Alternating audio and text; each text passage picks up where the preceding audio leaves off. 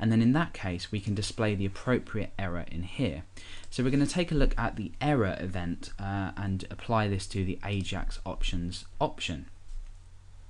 So we're going to specify Ajax options,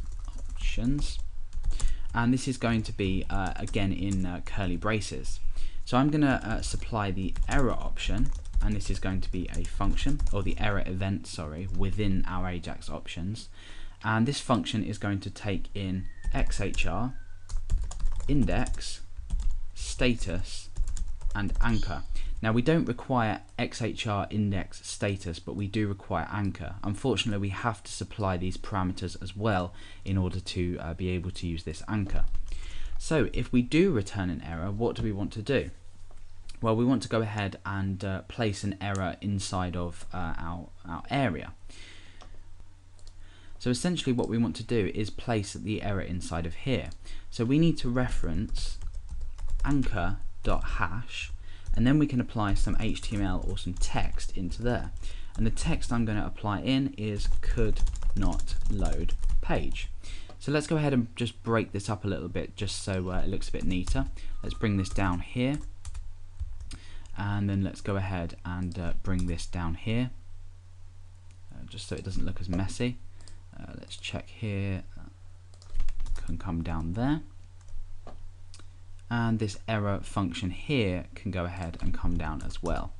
So it's important that you lay everything out correctly so we you know, have it looking nice. And then our additional options for tabs can then be supplied after this, so they will be supplied here. So we can again come and bring this down after we're done. So now what's going to happen is we've set Ajax options and we've called the error status, or the error, yeah, I guess you could call it status, the terminology doesn't really matter.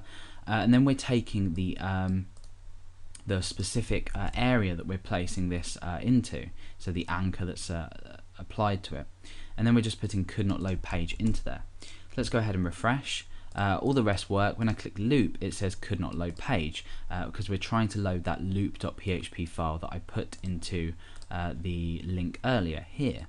So now that we go and now we're going to go ahead and actually create this loop page. So inside the PHP folder, I'm going to store this as loop.php.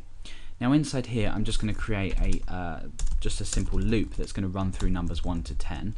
So we're going to say for x equals 1, while x is greater than or equal to 10, add 1 to x, and then we're going to echo out x, and as well as that a line break. We can just use a comma here. So this essentially doesn't really matter if you don't know what this code does or how it works, but it loops through numbers 1 to 10, echoes out 1, 2, 3, 4, 5, 6, 7, 8, 9, 10 with a break on the end of that. So now when we actually click on loop, you'll see that the PHP file has been executed into this content area. So we're using an Ajax call to actually grab the contents of loop.php. So it's extremely easy to load external files just by putting them in the href, as opposed to using a hash selector and selecting the particular div that you want to show. So that's an interesting part about this as well. Obviously more Ajax options can be defined. I do have an Ajax tutorial in this series, so you can go ahead and check that out. But yeah, apart from that, we're just going to be using error. I guess that's appropriate in here. Okay, so let's go ahead and take a look at some more options that we can give this. The first one we're going to be looking at is event. Now by default we need to actually click on tabs to have them loaded. What about if we want to roll over the tabs and they load automatically as we roll over? Well, with the event option we can go ahead and supply something like mouse over, and now when we refresh, when we actually hover our cursor over these tabs, the content displays. So depending on sort of like how you want everything to work and how accessible you want each option to be, you can go ahead and implement this option. It's quite a nice idea, just depending on you know, how you want your user to view things, and if you want them to be able to click on them or hover over. So let's go ahead and get rid of that for now while we go on to the next option, and I'm going to choose this next option, which is collapsible.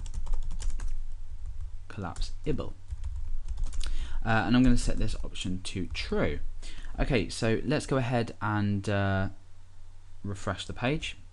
you'll see that now each option is collapsible if we double click on it. So we can select tabs as usual and display content as we normally would.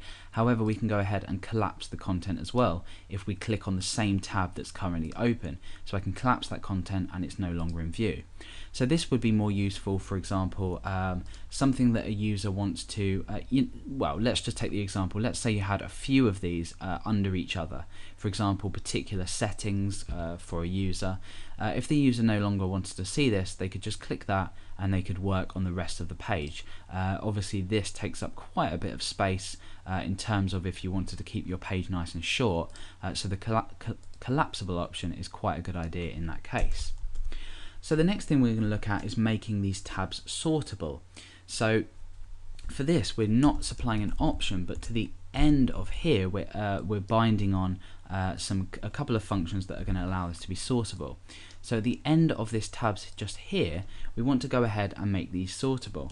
Now usually we would go ahead and say sortable. We've already looked at sortable lists, etc., and we can supply it with the option axis X, because we only want to be able to sort along the x-axis. Now if we take a look at this, you'll see that essentially what we want to do is be able to say put loop at the start of all these and the rest shuffle along. However, if you take a look at just using sortable and axis X, you'll notice that when we pick this up, it moves the entire row of tabs. So it looks a bit messy and it's, sort of not really working very well. It looks a bit messy. There's no real functionality to it. It wouldn't allow you to really do much.